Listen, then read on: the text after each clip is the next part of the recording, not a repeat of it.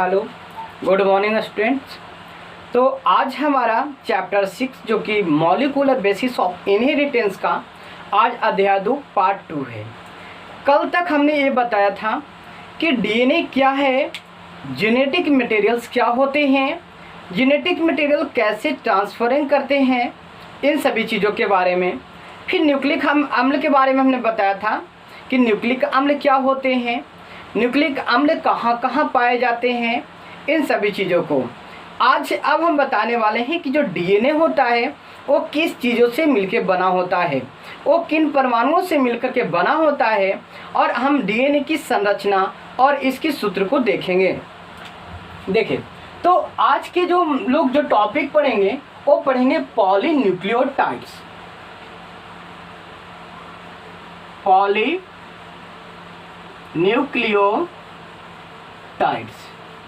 ठीक है, ध्यान रखिएगा। आज का जो टॉपिक हमारा पॉलीन्यूक्लियोटाइड पढ़ेंगे। इसके पहले हमने बताता है क्योंकि हम लोग जो पढ़ेंगे डीएनए पढ़ेंगे, डीएनए याद रखिएगा किससे मिलकर बना होता है, पॉलीन्यूक्लियोटाइड श्रृंखलाओं से। क्योंकि पॉलीन्यूक्लियोटाइड जो होता है वो किससे बना होता है, तो न्यूक्लियोटाइड की जो लंबी श्रृंखला होती है, जो लंबी एक चेन बनती है न्यूक्लियोटाइडों की, उसे हम कह देते हैं पॉलीन्यूक्लियोटाइड्स। यानी कि हम लोग को पॉली नहीं पढ़ना होता, पॉली का मतलब होता अनेक, यानी हम इसे कह देते हैं पॉली का मतलब मैनी, यानी कि अनेक न्यूक्लियोटाइड्स जो कि हम लोग को पढ़ना है। अब देखेंगे कि न्यूक्लियोटाइड्स किससे मिल से बने होते हैं, न्यूक्लियोसाइड किसे कहते हैं, जो कि बहुत ही इंपॉर्टेंट क्वेश्चन होते हैं कि न्यूक्लियोटाइड किसे कहते हैं, न्यूक्लियोसाइड किसे कहते हैं, उन सभी चीज़ों को हम देखेंगे। तो ध्यान रखिएगा, डीएनए और जो रियल में हम लोग जो डीएनए बनाते हैं, डीएनए की संरचना इस प्रकार से लोग बना देते हैं, ठीक है, लेकिन ये एक रियल संरचना नहीं होती है। डीएनए का इस प्रकार का संरचना आपका नहीं होता है, क्योंकि डीएनए की जो संरचना होती है 3D मॉडल में होता है, जिसको वाटसन एंड क्रिक ने जो 1953 ईस्वी में प्रस्तुत किए थे, वो इस प्रकार से यहाँ पे 3D रूप में होते हैं कि इस प्रकार से ये बने होते हैं।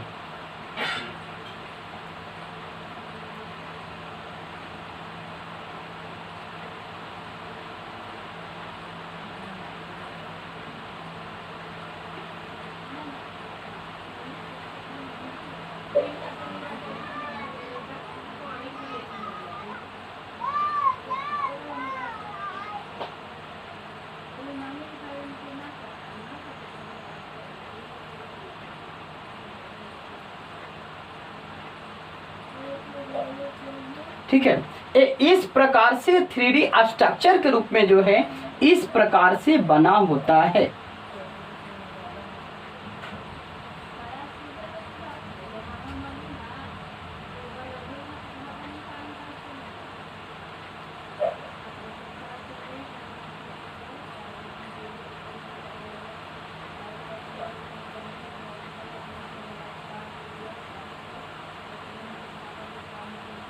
ठीक है, ये इस प्रकार की जो संरचना है ये आपकी रियल संरचना है। इस प्रकार से यहाँ पे ये बीच बीच में हाइड्रोजन बॉन्ड्स रहते हैं, ये नाइट्रोजनी बेस के पेयर्स रहते हैं, इस प्रकार से बने होते हैं। ठीक है, आप इसको और सीधा सीधा रूप में भी बना सकते हैं। आप इस प्रकार से यहाँ पे इस प्रकार से बना सकते हैं, ऐसे,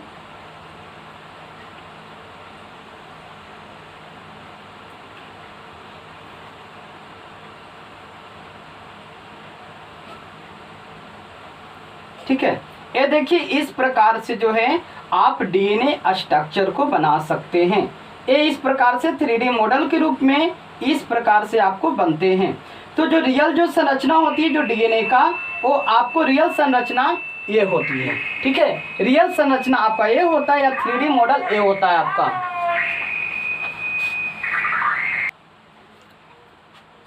ये इस तरीकों के 3D जो संरचनाएं हैं ये वाटसन एंड क्रिक ने यहाँ पे दिए थे। ठीक है, इस डीएनए को अगर हम सभी को खोल खोल करके आपको दिखाएं तो एक बहुत ही अलग सी संरचना मिलेगी। और ये जो देख रहे हैं, जो ओवरलैप इस प्रकार से जो डीएनए देख रहे हैं, इस प्रकार से कुंडलन देख रहे हैं, और जिसके दोनों छोर जो होते हैं बिल्कुल आपस में स्वतंत्र होते हैं, एक दूसरे से जुटे हुए नहीं होते हैं, ना तो एक दूसरे को ओवरलैप करते हैं, बस बस इस प्रकार से इनकी संरचनाएं चलती जाती है और ये दक्षिणावृत्ति रूप में एक खुलते हुए चला जाता है।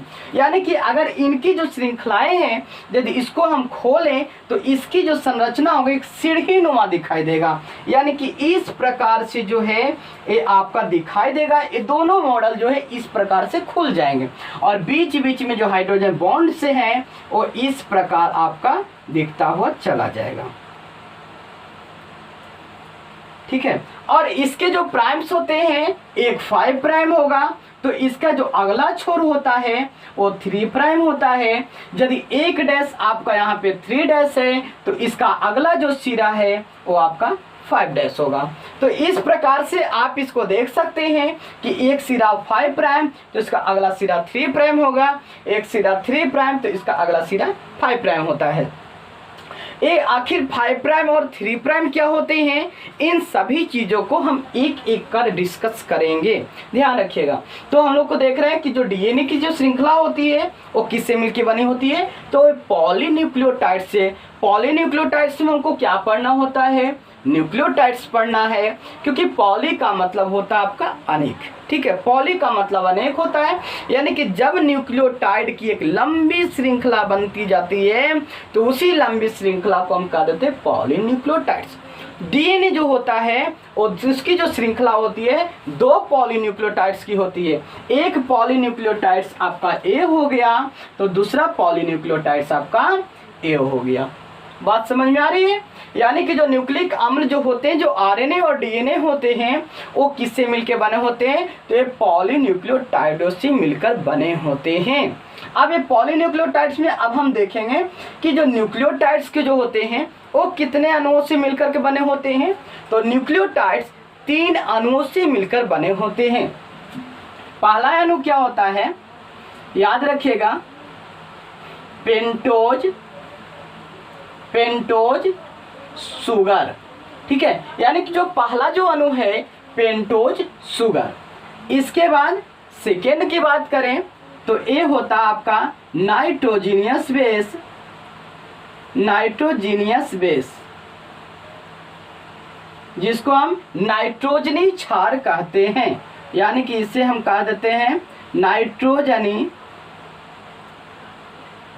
नाइट्रोजनी क्षार। ठीक है, इसके बाद तीसरा जो अणु हो जाता है हमारा, ये डीएनए की संरचना याद रखिएगा रियल नहीं होता है। डीएनए की संरचना 3D मॉडल में आपका होता है। तीसरा जो ग्रुप होता है वो होता है फॉस्फेट ग्रुप, यानी कि फॉस्फोरिक अम्ल, जिसके कारण डीएनए पे नेगेटिवली चार्ज प्राप्त होता है। यानी कि डीएनए पे जो ऋणात्मक जो चार्जेज होते हैं वो फॉस्फेट ग्रुप के कारण ही होते हैं। तो याद रखिएगा पॉलीन्यूक्लियोटाइड में हम लोग को क्या पढ़ना होता है, न्यूक्लियोटाइड्स। पॉली का मतलब क्या होता है, मेनी मतलब अनेक। यानी कि जब बहुत सारे न्यूक्लियोटाइड्स जब आपस में एक लंबी श्रृंखला बनाते हैं उन्हीं श्रृंखला को क्या कहते हैं, पॉलीन्यूक्लियोटाइड्स। डीएनए किससे मिलकर बना होता है, पॉलीन्यूक्लियोटाइड्स का, है ना। और पॉलीन्यूक्लियोटाइड्स में पढ़ना किसका होता है, न्यूक्लियोटाइड्स का। न्यूक्लियोटाइड्स आपका जो है कि अलग अलग जो नाइट्रोजनी क्षार होते हैं वो अलग अलग प्रकार के नाइट्रोजनी क्षार जो होते हैं अलग अलग प्रकार के न्यूक्लियोटाइड्स बनाते हैं, और हम सारी चीज़ों को देखेंगे। तो फिलहाल ये याद रखना है जो न्यूक्लियोटाइड्स होते हैं वो 3 अणुओं से मिलकर बने होते हैं। पेंटोज सुगर, जिसको हम शर्करा कह देते हैं, नाइट्रोजनी क्षार यानी नाइट्रोजीनियस बेस, और तीसरा होता है फॉस्फेट ग्रुप। ठीक है, देखिए अगर हम यहाँ पे डीएनए की बात करें तो डीएनए में जो नाइट्रोजीनियस बेस होता है वो अंदर की ओर होता है। यानी कि यहाँ पर जो होता है बीच बीच में जो होते हैं नाइट्रोजीनियस बेस होते हैं। नाइट्रोजीनियस बेस डीएनए पे किस प्रकार से अरेंज होता है वो सारे चीज़ को बताएंगे। ये डीएनए का बैकबोन होता है, यानी कि जो पीठ के जो रीढ़ की जो हड्डी होती है जिसे हम मेरुरज्जु कहते हैं, उसी प्रकार डीएनए का जो बैकबोन होता है, जो मेरुरज्जु होता है, वो यहाँ पे इस प्रकार से होता है। तो इसकी जो बैकबोन होती है वो बनी होती है पेंटोज प्लस शुगर से। ठीक है, यानी कि पेंटोज शुगर और फॉस्फेट ग्रुप ये दोनों से मिल करके क्या बना होता है, बैकबोन बना होता है। और अंदर की ओर क्या होता है, तो अंदर की ओर नाइट्रोजनी क्षार होता है। ध्यान रखिए क्या कि पॉलीन्यूक्लियोटाइड्स के अंतर्गत हम लोग को डीएनए की जो संरचना सबसे पहले पढ़ेंगे, उस डीएनए में क्या होता है कि आपको न्यूक्लियोटाइड से मिलकर बनी होती है। जब न्यूक्लियोटाइड की लंबी श्रृंखला बनती है तो उसे हम पॉलीन्यूक्लियोटाइड्स कहते हैं। पॉलीन्यूक्लियोटाइड से ही आपका डीएनए जो होता है 2 पॉलीन्यूक्लियोटाइड श्रृंखला से बनी होती है। डीएनए के ऊपर जो होते हैं आपको नाइट्रोजनी बेस लगे होते हैं। अब डीएनए में कौन सा नाइट्रोजनी क्षार पाया जाता है, आरएनए में कौन सा नाइट्रोजनी क्षार पाया जाता है, वे सारी चीज़ों को हम यहाँ पे देखते हैं कर करके। ठीक है, तो सबसे पहले हम देखते हैं पेंटोज शुगर। ठीक है, यानी कि शुगर शर्करा कितने प्रकार के, 2 प्रकार के। एक होते हैं डीएनए जिसे कहते हैं डीऑक्सीराइबोज शर्करा, एक होता है आपका आरएनए जिसे हम कहते हैं राइबोज शर्करा। ठीक है, आप इसको यहाँ पे अगर उतारना चाहें तो आप इसे उतार सकते हैं।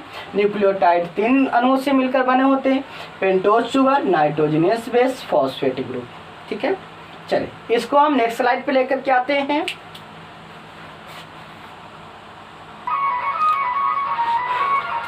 तो देखिए यहाँ पे पॉलीन्यूक्लियोटाइड्स को लिख लीजिए। पॉलीन्यूक्लियोटाइड्स डीएनए एवं आरएनए अणुओं को सम्मिलित रूप से क्या कहते हैं, न्यूक्लिक अम्ल कहते हैं। न्यूक्लिक अम्ल का निर्माण न्यूक्लियोटाइड की लंबी श्रृंखला द्वारा बना होता है। ठीक है, और न्यूक्लियोटाइड की लंबी श्रृंखला की उपस्थिति होने के कारण इसे पॉलीन्यूक्लियोटाइड कहते हैं। हमने अभी भी बताया कि जो डीएनए होता है एक पॉलीन्यूक्लियोटाइड की श्रृंखला होती है, 2 पॉलीन्यूक्लियोटाइड श्रृंखला से बनी होती है। हम लोग को पॉली नहीं पढ़ना होता, न्यूक्लियोटाइड्स पढ़ना होता है। ठीक है, क्योंकि पॉली का मतलब बहुत सारा होता है, यानी जब न्यूक्लियोटाइड्स जब लंबा बनता हुआ चैन उसका चला जाता है तो उसे हम पॉलीन्यूक्लियोटाइड्स कह देते हैं। आप ये भी कह सकते हैं कि डीएनए जो होता है न्यूक्लियोटाइड का ही एक रूप है, न्यूक्लियोटाइड से मिलकर के ही बना होता है। अब बात यहाँ पे रही कि न्यूक्लियोटाइड जो होते हैं तो न्यूक्लियोटाइड के निर्माण में कौन कौन से अणु भाग लेते हैं, तो न्यूक्लियोटाइड के निर्माण में 3 अणु भाग लेते हैं। याद रखिएगा, न्यूक्लियोटाइड के निर्माण में 3 अणु भाग लेते हैं। पहला पेंटोज शुगर, यानी कि यहाँ पे हम इसे कह सकते हैं 5 कार्बनीय शर्करा। शर्करा भी, और इन तीनों को भी हम स्टेप बाय स्टेप बताएंगे। ये हम बता रहे हैं कि डीएनए पे जो होते हैं उन डीएनए न्यूक्लियोटाइडों की श्रृंखला है। इन न्यूक्लियोटाइड जो होते हैं किससे बने होते हैं, तो पेंटोज शुगर और नाइट्रोजनियस बेस और फॉस्फेट ग्रुप। यानी कि पेंटोज शुगर 5 कार्बनीय शर्करा, नाइट्रोजनियस बेस यानी कि नाइट्रोजनी क्षार, और एक होता है फॉस्फेट ग्रुप यानी कि फॉस्फेट समूह। ठीक है, हम यहीं पर एक और बात को क्लियर कर देते हैं कि देखिए न्यूक्लियोटाइड और एक होता है न्यूक्लियोसाइड, यानी कि यहाँ पे टा की जगह पे सा लगा देंगे तो न्यूक्लियोसाइड हो जाएगा। न्यूक्लियोटाइड के निर्माण में ये 3 अणु भाग लेते हैं, लेकिन न्यूक्लियोसाइड के निर्माण में 2 ही अणु भाग लेते हैं। एक होता है पेंटोज शर्करा और सेकेंड होता है आपको नाइट्रोजनियस बेस। ठीक है, जब फॉस्फेट ग्रुप आके जुड़ेगा तो बन जाएगा न्यूक्लियोटाइड, जब फॉस्फेट ग्रुप नहीं रहेगा तो रहेगा न्यूक्लियोटाइड। इस बात को समझ में आ गया होगा कि न्यूक्लियोटाइड और न्यूक्लियोसाइड के में क्या अंतर है। तो न्यूक्लियोसाइड यानी कि पेंटोज शुगर, नाइट्रोजनी बेस और फॉस्फेट ग्रुप जब तीनों में रहेगा तो रहेगा न्यूक्लियोटाइड, और जब फॉस्फेट ग्रुप नहीं है रहेगा, हटा हुआ रहेगा, तो हो जाएगा न्यूक्लियोसाइड। ठीक है, इसे आप लोग यहाँ पे लिख लें, और इसके बाद न्यूक्लियोटाइड न्यूक्लियोसाइड को एक बार लिखवा देते हैं। इसके बाद हम सबसे पहले अणु के बारे में पढ़ेंगे जिसको कहते हैं पेंटोज शुगर।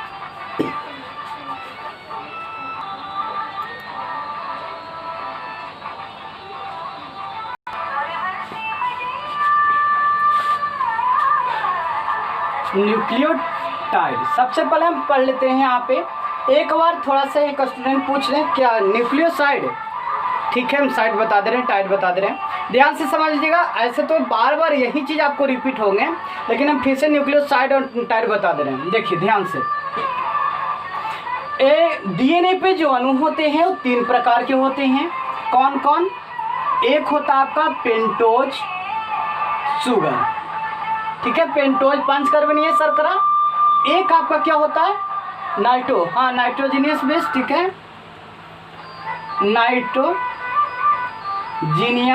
बेस यानी कि नाइट्रोजनी क्षार। ठीक है, याद रखिए जब ये दोनों को मिला दीजिए यानी कि जब पेंटोज शर्करा के साथ नाइट्रोजीनियस बेस आकर के जुड़ेगा तो ये बन जाएगा न्यूक्लियोसाइड।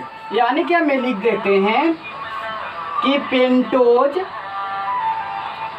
शर्करा के साथ जब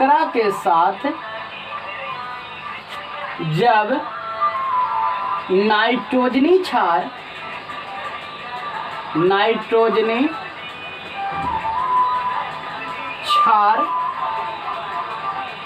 आकर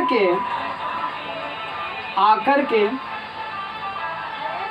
जुड़ते हैं तो इसे न्यूक्लियोसाइड कहते हैं।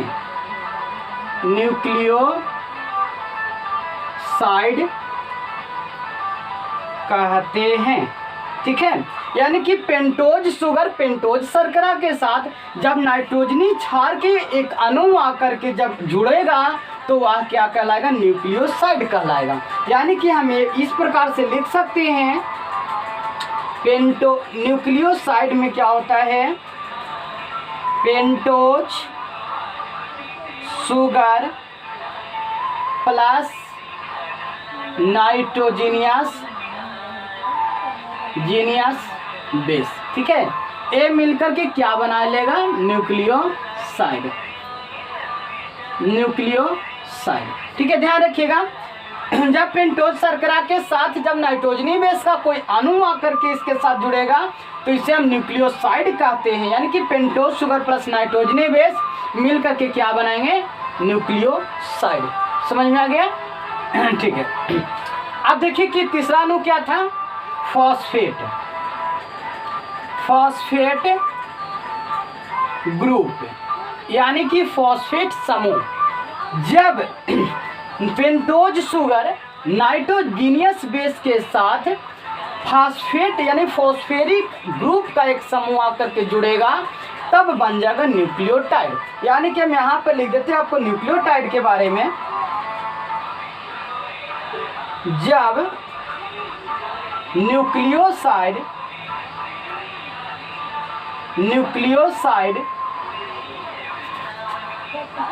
के साथ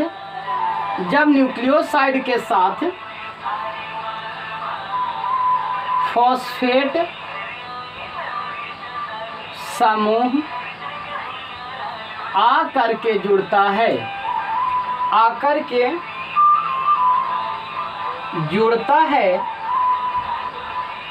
तो इसे न्यूक्लियोटाइड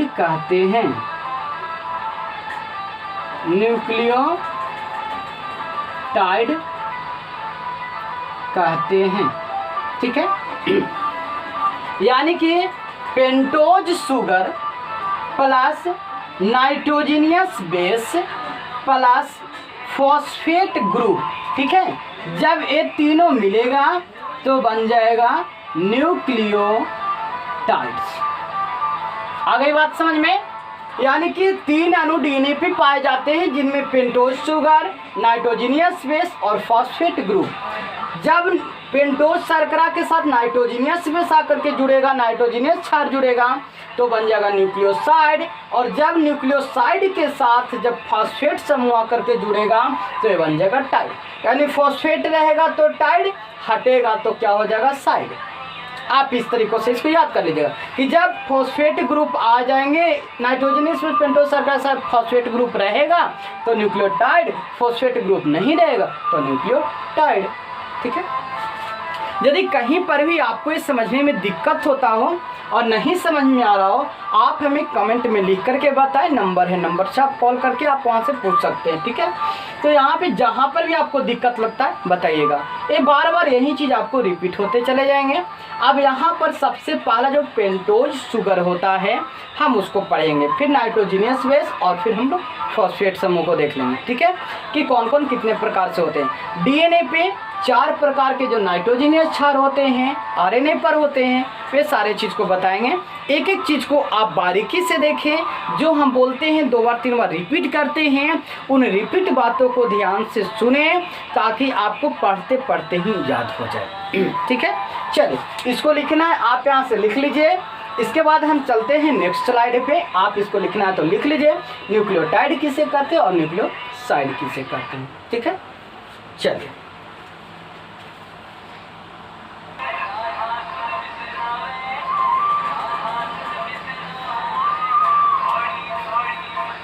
चलो, तो अब हम देखते हैं पेंटोज शुगर। ठीक है, यानी कि हम लिखते हैं शुगर, शर्करा। शर्करा कितने प्रकार के होते हैं? तो शर्करा 2 प्रकार के होते हैं, न्यूक्लियोटाइड न्यूक्लियोसाइड है। आशा की समझ में आ गया होगा। आज हम शुगर पे आपको जो है कि स्टॉप करेंगे यहाँ पे। तो शुगर आपको शर्करा के संरचना तो याद रखिएगा, जो शुगर होते हैं वो 2 टाइप्स के होते हैं।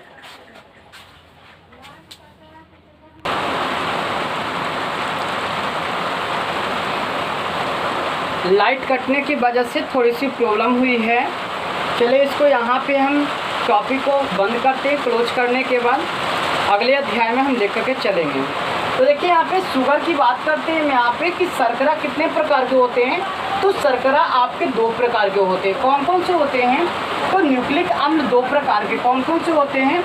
एक आपका होता है डीएनए और दूसरा आपका क्या होता है? आरएनए। ठीक है, यानी कि जो 2 प्रकार के अम्ल पाए जाते हैं, एक आपका होता है डीएनए और दूसरा आपका होता है आरएनए। ठीक है, डीएनए में जो शर्करा पाए जाते हैं वो कौन सी शर्करा पाई जाती है? तो डीएनए में डीऑक्सीराइबोज शर्करा पाए जाते हैं, जबकि आरएनए में राइबोज शर्करा पाए जाते हैं। चलिए इसको हम यहाँ पे लिख देते हैं कि डीएनए में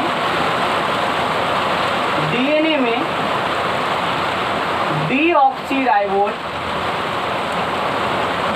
शर्करा पाए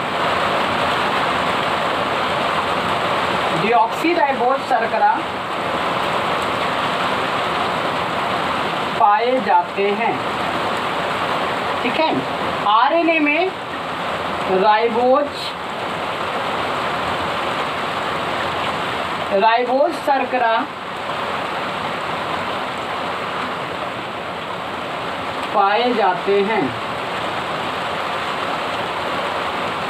याद रखिएगा, शर्करा कितने प्रकार के होते हैं? तो 2 प्रकार के शर्करा जो होते हैं आपके, शर्करा 2 प्रकार के होते हैं। शर्करा 2 प्रकार के होते हैं। कौन कौन? पहला डीएनए और दूसरा होता है आपका आरएनए। डीएनए में आपको डीऑक्सीराइबोज शर्करा पाए जाते हैं और आरएनए में राइबोज शर्करा पाए जाते हैं। ठीक है, ध्यान रखिएगा कि इन दोनों में आपका अंतर, कि डीएनए में डीऑक्सीराइबोज शर्करा, आरएनए में राइबोज शर्करा पाए जाते हैं। ठीक है, डीऑक्सीराइबोज शर्करा का जो स्ट्रक्चर होता है वो देखिए यहाँ पे इस प्रकार से आप यहाँ से मिलाएंगे, आपको अच्छी तरह तरीकों से बन जाएगी। ठीक है,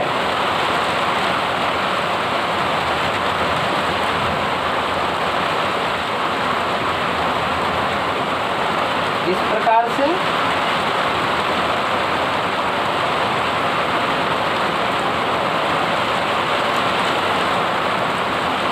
ये आपको यहाँ पे कार्बन ग्रुप आपके रहेंगे।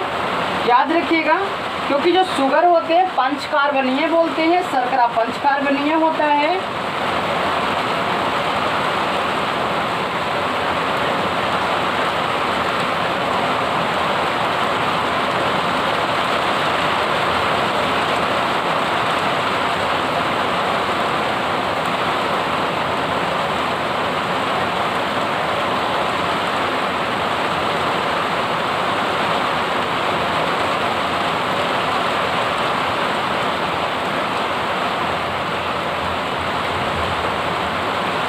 ये आपका जो हो गया, देखिए ये डीऑक्सीराइबोज शर्करा का स्ट्रक्चर है। फर्स्ट कार्बन ग्रुप पर hydroxyl group, second carbon group पर हाइड्रोक्सिल ग्रुप, और यहाँ पे 5th कार्बन ग्रुप पर हाइड्रोक्सिल ग्रुप है। ठीक है, यहाँ पे 5 कार्बन में पहला यहाँ से शुरू करेंगे, 1 2 3 4 और ये आपका हो गया 5। आप यहाँ पे OH को ऐसे ना लिख करके आप यहाँ पर इस प्रकार से भी आप लिख सकते हैं। ठीक है, यहाँ पे इस प्रकार से H आपका 2 हो गया और यहाँ पे आपका OH हो गया। ठीक है, तो इस प्रकार से भी आप इसको बना सकते हैं, OH CH2। ठीक है, आप इस प्रकार से बना सकते हैं। आप यहाँ डायरेक्ट भी लिख सकते हो OH CH2। और राइबोज शर्करा में आपको क्या अंतर होते हैं, ध्यान से देखिएगा।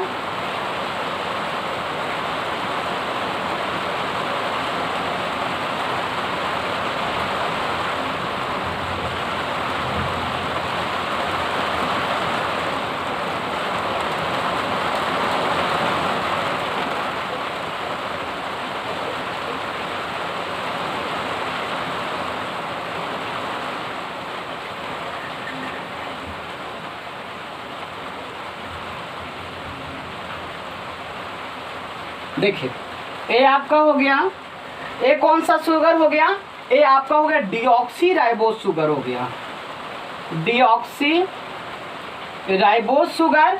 और ये आपका हो गया राइबोज शुगर।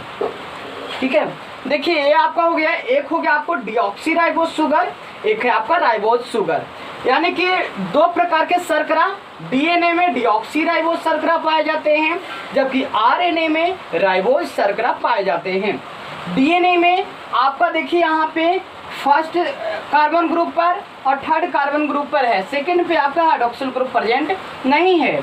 जबकि राइबोज शर्करा में फर्स्ट कार्बन ग्रुप पर भी है राइबोज शर्करा हाइड्रोक्सिल ग्रुप, और यहाँ पे सेकंड पर भी है, 3rd पर भी है। तो यहाँ पे ये अंतर कर सकते हैं कि डीऑक्सी राइबोज शर्करा और राइबोज शर्करा में क्या अंतर है। तो अंतर, मेन अंतर यही है कि राइबोज शर्करा में सेकंड कार्बन ग्रुप पर भी हाइड्रोक्सिल ग्रुप होता है, जबकि डीऑक्सी राइबोज शर्करा में सेकंड ग्रुप पर हाइड्रोक्सिल ग्रुप प्रेजेंट नहीं होता है, एब्सेंट होता है। ठीक है, तो ध्यान से देखिएगा, ये आपको इस तरीकों का स्ट्रक्चर होता है, संरचना होता है। ये जो संरचना हो गई ये आपको शर्करा के हो गए। तो आपको ये पता चल गया होगा कि शर्करा जो है कि क्या होता है, इसकी संरचना सूत्र क्या होती है। ये डीएनए में डीऑक्सी राइबोज शुगर का स्ट्रक्चर है, फिर आरएनए का राइबोज शुगर का स्ट्रक्चर है। आरएनए सिंगल हेलिक्स संरचना है, इस प्रकार से सिंगल होता है। ठीक है, सिंगल पॉलीन्यूक्लियोटाइड, जबकि डीएनए जो होता है और डीएनए का डबल पॉलीन्यूक्लियोटाइड होती है सिंगल। इस बात को भी ध्यान रखिएगा, आरएनए सिंगल, डीएनए आपका डबल होता है। डीएनए में डीऑक्सी राइबोज शुगर, आरएनए में राइबोज शुगर। डीएनए में सेकेंड कार्बन ग्रुप पर हाइड्रोक्सिल ग्रुप एब्सेंट होता है, आरएनए में राइबोज शुगर में सेकेंड कार्बन ग्रुप पर हाइड्रोक्सिल ग्रुप प्रेजेंट होता है। 5 कार्बन, 1 2 1 2 3 4 5। ठीक है, आप इसको OH कैसे लिख सकते हैं, तो देखिए हमने जैसे इसको बताया, तो आप यहाँ पे इस प्रकार से भी लिख सकते हैं। देखिए C के बाद H2 2 है, तो यहाँ पर 2 H2 दे दीजिए। देखिए ये आपका CH हो गया 2, ठीक है, और यहाँ पर एक हो गया आपका OH। आप ये यहाँ भी दे सकते हैं। हम इसी चीज़ को हम शॉर्ट में यहाँ पर क्या दिए हैं, OHCH2। समझ गए, यहाँ पे 5वां कार्बन हो गया OH2। अब आपको जैसी स्ट्रक्चर अच्छा लगे आप उस प्रकार के यहाँ पे बना सकते हैं। यहाँ पे लाइन भी अभी नहीं है हमारे पास, और वर्षा भी काफ़ी है अष्टमी का दिन के कारण, तो आपको यहाँ पे इस प्रकार से प्रॉब्लम है। तो हम विशेष आज कुछ नहीं बता पा रहे हैं। आज यहाँ पे बस शर्करा के बारे में हमने बताया, इसकी स्ट्रक्चर को आप यहाँ पे बना लीजिए, नोट कर लीजिए।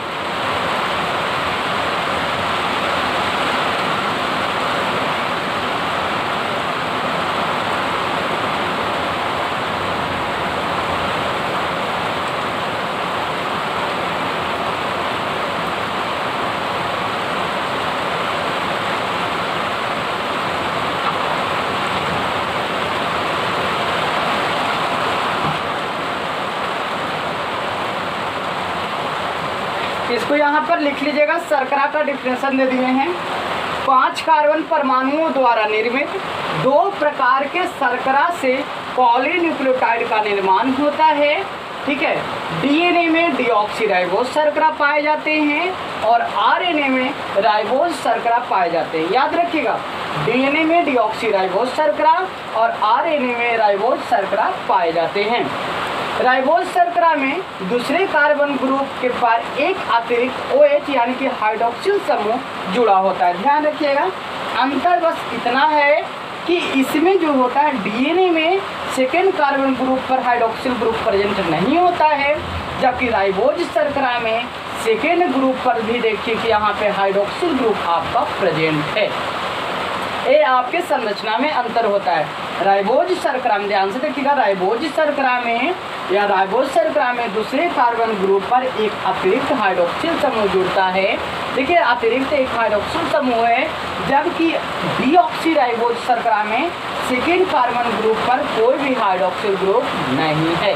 तो ये आपका खास अंतर संरचना में होता है। ठीक है, और कोई अंतर नहीं है डीएनए और आरएनए, राइबोज शर्करा और डीऑक्सीराइबोज शर्करा में और कोई अंतर नहीं है। ठीक है, एक शुगर का हमने सिर्फ बनाया, ना कि डीएनए और आरएनए का। ठीक है, ध्यान रखिएगा, क्योंकि डीएनए याद रखिएगा न्यूक्लियोटाइडों से मिलकर बना होता है और एक न्यूक्लियोटाइड यानी प्रत्येक न्यूक्लियोटाइड में 3 अनुभाग लेते हैं, पेंटोज शुगर, नाइट्रोजनियस बेस और फॉस्फेट ग्रुप। जिसमें हमने सिर्फ पेंटोज शुगर की बात की है, तो डीएनए में डीऑक्सीराइबोज शुगर पाए जाते हैं, जबकि आरएनए में राइबोज शुगर पाए जाते हैं। डीएनए में आपके सेकंड कार्बन ग्रुप पर हाइड्रोक्सिल ग्रुप नहीं होता है, जबकि आरएनए में के राइबोज शर्करा में सेकंड कार्बन ग्रुप के हाइड्रोक्सिल ग्रुप रहता है। तो अब आपको ये चीज़ समझ में आ गया होगा कि यहाँ पे शर्करा जो 2 प्रकार के होते हैं, डीएनए आरएनए, इसके संरचना किस प्रकार से हैं। देखिए, ये संरचना आप यहाँ पे CH2OH लिख सकते हैं, या यहाँ पे भी आप डायरेक्ट OH लिख सकते हैं। 5 कार्बन 1 2 3 4 5 इस प्रकार से हैं। आपको न्यूक्लियोटाइड न्यूक्लियोसाइड पता होगा। आगे चल करके जब हम आपको फॉस्फेट ग्रुप, नाइट्रोजनियस बेस बताएंगे, तो पूरी संरचना के साथ हम सारे स्ट्रक्चर को बताएंगे, न्यूक्लियोटाइड न्यूक्लियोसाइड को बना करके दिखाएंगे। यदि आप लोग को कहीं पर भी दिक्कत होगा तो वहाँ पे आप कमेंट में बताना है। साथ ही साथ हम आपको क्वेश्चन भी देंगे। कल के अध्याय जो तीसरे अध्याय होंगे, उन तीसरे अध्याय से हमारा कल से क्वेश्चन देंगे, उन सभी क्वेश्चंस का आंसर भी आप लोगों को देना है। क्योंकि जो पढ़ रहे हैं, जो समझ में आ रहे हैं, उसका क्वेश्चन का यदि आप आंसर देंगे तो हमें पता चल पाएगा कि हाँ आपको कितना समझ में आ रहा हो पढ़ाया हुआ। ठीक है, कितना आप पढ़ पा रहे हैं। नहीं भी समझ में आ रहा है आप हमें बता सकते हैं। बहुत सारे लोग तत्काल तुरंत ये भी बता देते हैं कि नाइट्रोजनी छाप डीएनए में कौन सा, आरएनए में कौन सा। तो आप घबराइए नहीं, वो सारे चीज़ों को हम स्टेप बाय स्टेप सारे चीज़ बताएंगे। और आप जितने ज़्यादा से ज़्यादा लोगों को बढ़ाएं, लोगों को लाइक करवाएं, शेयर करवाएं, जितने ज़्यादा से ज़्यादा आप करवाएं। जो बैठे हुए हैं पढ़ने के लिए आप उनको बताएं और इनको बताएं। ठीक है, जितने ज़्यादा से ज़्यादा लोग यहाँ चैनल से जुड़ सकते हैं और आपको फ्री एजुकेशन जो कि आपको मिल रहा है। हाँ, एक चीज़ में दिक्कत होती है मेरे पास, क्योंकि हमारे पास अभी सुविधा नहीं है कि हम आप लोग को पूरे व्यवस्था के साथ जो है क्लीन पिक्चर दे पाएँ। इतनी सिस्टम मेरे पास नहीं है, लेकिन फिर भी हम कोशिश करके जो है आप लोगों को यहाँ पे अच्छे से लिख करके दे रहे हैं। ठीक है, नोट्स वगैरह दे रहे हैं। अगर आपको थोड़ी सी क्वालिटी कम आए तो हम बता रहे हैं कि आप 480 पिक्सल या 360 पिक्सल में देखिएगा, आपको दिखाई दे देगा। अगर मानते हैं कि थोड़ा बहुत दिखाई ना भी दे, थोड़े बहुत चमके भी, तो आप घबराए नहीं। उस जो हम बोलते हैं ना, लिखते हैं ना, तो बोलते भी हैं उस टाइप का रिपीट करते हैं।